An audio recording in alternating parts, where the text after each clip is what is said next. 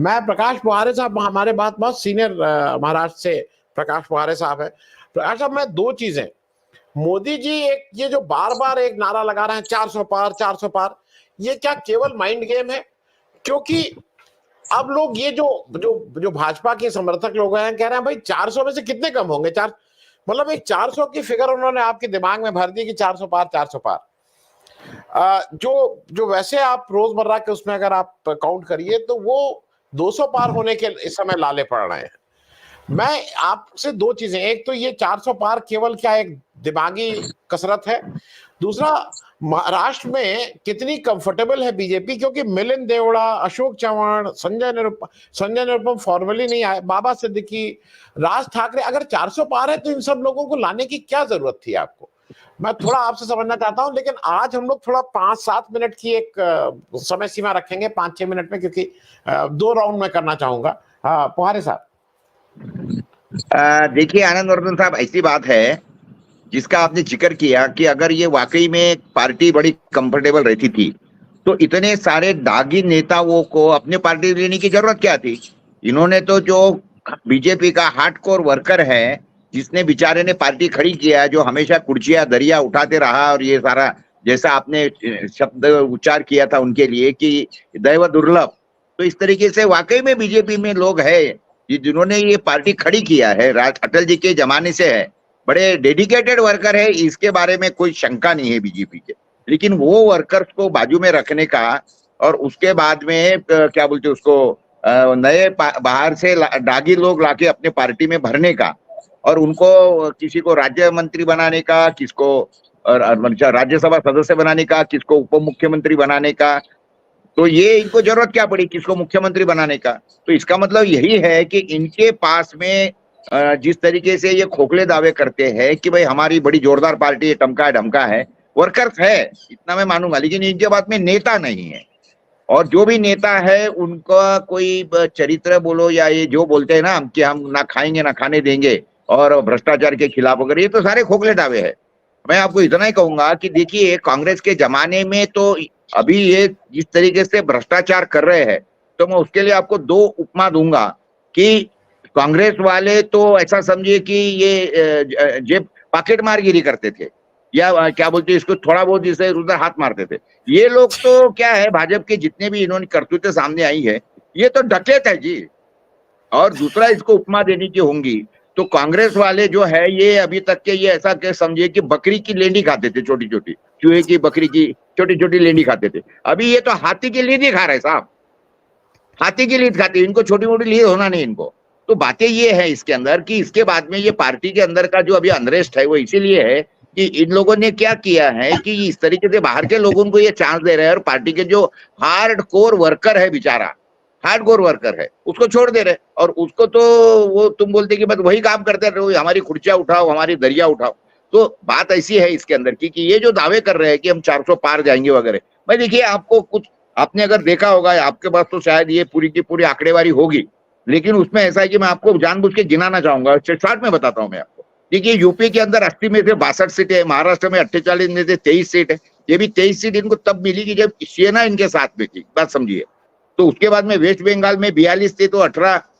थी उनके पास में 42 में से, बिहार में 40 में से 17 है, तमिलनाडु में 38 में से 0 है, मध्य प्रदेश में 29 में से 28 इनके पास में है, उसके बाद में कर्नाटक में 28 में से 25 इनके पास में, गुजरात में 26 की 26 इनके पास में, राजस्थान में भी 25 में से 24 इनके पास में है, आंध्र प्रदेश में यानी साउथ में तो देखिए पूरा 0 वाला मामला है, 25 में से 0 है, ओडिशा में 21 में से 8 है इनके पास में, केरला में 20 में से 0 है इनके पास में, तेलंगाना में 17 में से 4 है इनके पास में, झारखंड में 14 में से 11, आसाम में 14 में से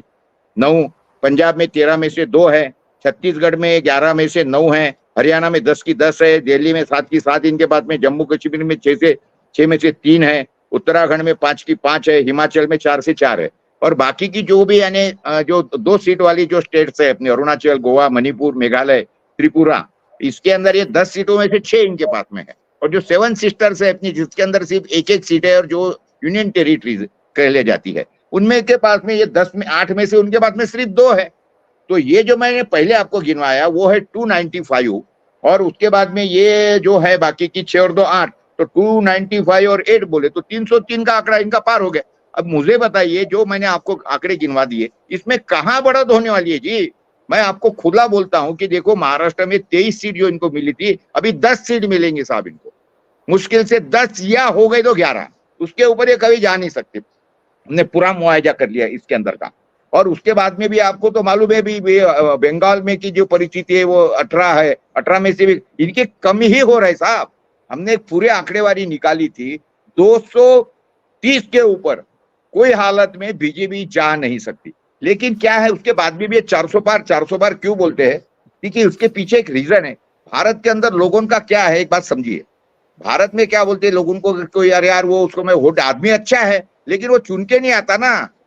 क्यों? अरे तो आदमी अच्छा है तो उसको वोट देना, तो नहीं साहब मेरा वोट जाया होगा, तो यानी मेरा वोट जाया जाएगा, मैं उसी को वोट दूंगा जो चुन के आएगा, भला ही वो कितनी नालायक हो, पार्टी नालायक हो। ये जो हमारा माइंडसेट है इंडियन लोगों का, ये हमको बदलना पड़ेगा, और जिस दिन ये बदलेंगे तो ये सारी चीजें बदल जाएंगी। एक विषय। दूसरी बात में ऐसा है कि आपने गोबेल्स का नाम सुना होगा, जो हिटलर का जो पब्लिसिटी ऑफिसर था, वो एक ही बात को 10 बार बोलता था, एक ही झूठ को 10 बार, 50 बार, 100 बार बोलो। मोदी के राज में क्या हो रहा है, एक ही चीज को 10 बार, 100 बार बोलो, लोगों को वही अच्छी लगने लगती, वही लगता कि नहीं ये तो सही बात है, ये होने वाली है। उसी तरीके से 400 पार का जो नारा दे रहे हैं, उनके पीछे का रीजन बस यही है, बोलते जाओ, नैरेटिव फैलाते जाओ, लोगों को लगता है यार बीजेपी 400 आने वाली है, बोला जाने देना, दे दो ना, इनको ही दे दो ना, मोदी जी आने वाले हैं, कहाँ अपना जाए वोट करते, और कैसा है मालूम है? नहीं, लेकिन मोदी जी है तो ही बराबर है, ये जो मुस्लिम है ना, ये उसके कारण कंट्रोल में है, नहीं तो ये तो बहुत बेकार है, ये तो उधम करने वाले हैं मुस्लिम। इस तरीके से लोगों के, देखो साहब, एजुकेटेड लोग इस तरीके से बातें करते हैं। मैं हालांकि उनको बोलता हूँ कि मुगलों का 700 साल राज था देश में, लेकिन हमारा हिंदुस्तान खतरे में नहीं था। अंग्रेजों का 200 साल राज था, सबको क्रिश्चियन बना सकते थे, उनके हाथ में तो डंडे और ये लेके बात करते थे, चाबुक लेके बात करते थे, लेकिन वो तभी भी कुछ नहीं हुआ। और भी हिंदू का राज है और हिंदू खतरे में है, लेकिन लोगों के दिमाग में इन्होंने इस तरीके से भर दिया आनंद साहब कि आप उसको निकाल नहीं सकते। एजुकेटेड से एजुकेटेड आदमी, और ये देखो ये छोटे तबके के लोग नहीं है इसमें, एक बात ध्यान में रखिए, जो मनीड लोग हैं, जिनके कोई कारखाने हैं, जिनके कोई इंस्टीट्यूट्स है, ऐसे ही लोग इनके ज्यादा चंगुल में है। एक बात ध्यान में रखिए, एक तो ईडी फीडी का तो डर लगता है ये लोगों को, और कोई बोलना नहीं चाहता, तो ये सारी बातें हैं। जी जी जी, कंप्लीट करिए प्रकाश भाई, कंप्लीट करिए। अच्छा, नहीं, बहुत सोचा कि आपने 5 मिनट का समय दिया था, तो ये क्या है, ये सारे के कारण, ये सारों के कारण क्या हो रहा है हमारे महाराष्ट्र के अंदर भी